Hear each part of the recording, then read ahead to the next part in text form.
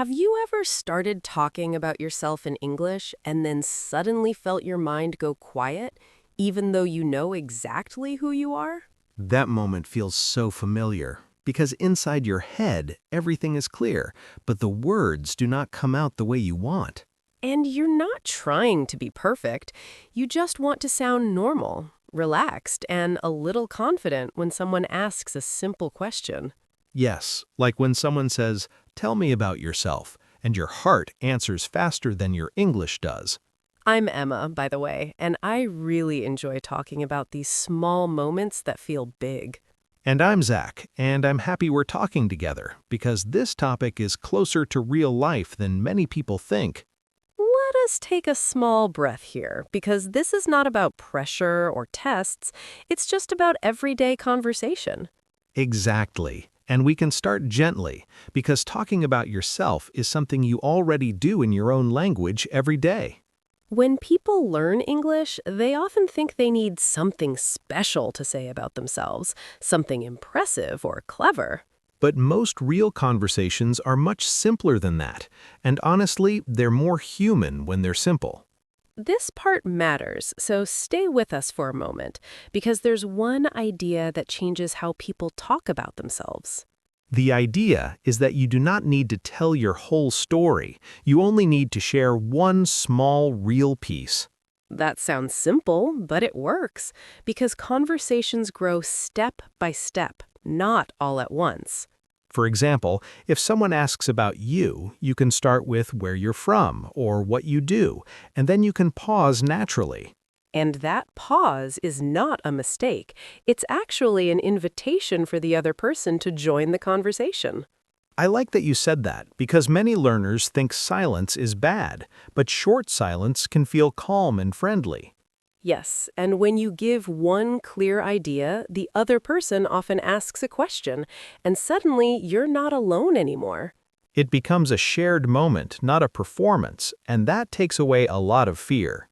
Let us talk about a very common situation: meeting someone new at work or in a class. Someone smiles and says, "So, tell me about yourself." And you feel that little jump inside.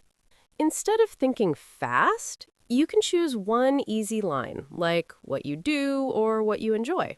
You might say, "I work in an office, and I like learning new skills." And then you can let your voice rest.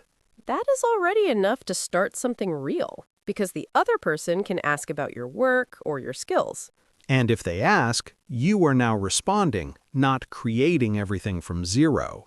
I have felt this myself, even in my own language sometimes, when I talk too much and wish I had said less. That made me smile because many people think good speaking means more words, but often it means the right words. There's another thing many people miss, and we'll come back to this later because it is very helpful. Before that, let's look at feelings, because talking about yourself is not only about words, it's also about comfort. When you feel calm, your English feels calmer too, and your sentences come more easily. So it helps to remember that the other person is usually not judging you. They're just being curious. Curiosity feels lighter than judgment, and thinking this way can soften your voice and your body. I often tell learners to imagine they are talking to a kind neighbor, not to an examiner or a boss. That picture alone can change how you speak, even if your English level stays the same.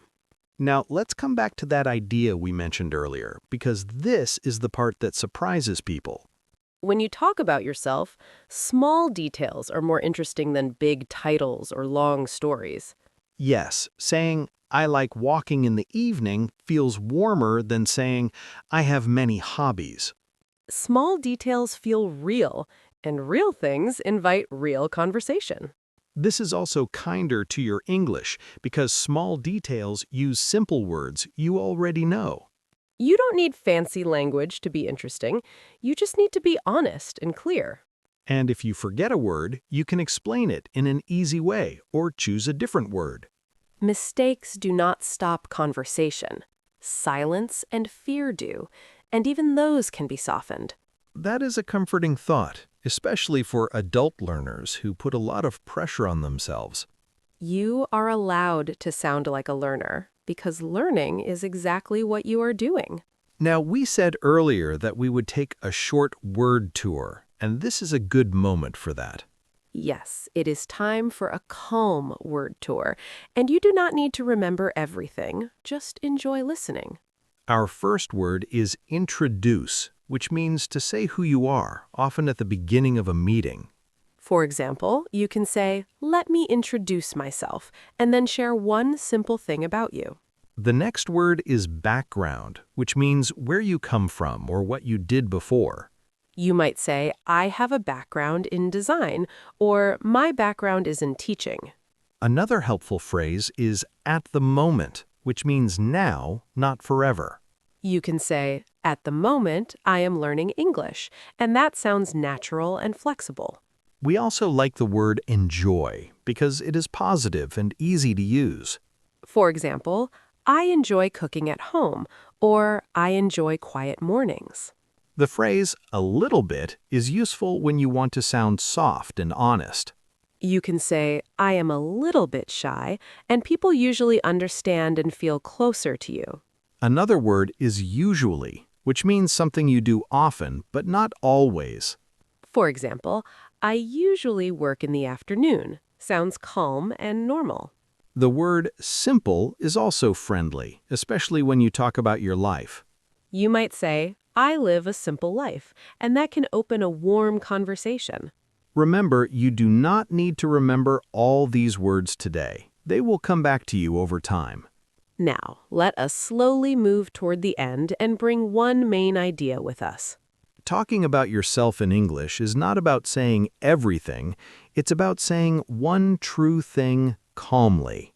If you choose one small, real detail and let the conversation grow, you are already doing very well. For a small action, you can practice one sentence about yourself today and say it out loud once. If you feel like it, you can leave a one-sentence comment about something simple you enjoy. And if this felt nice to listen to, a gentle like or subscribe helps us continue these cozy conversations. Thank you for staying with us and for sharing this quiet time. We're really glad you're here, and we'll talk again very soon.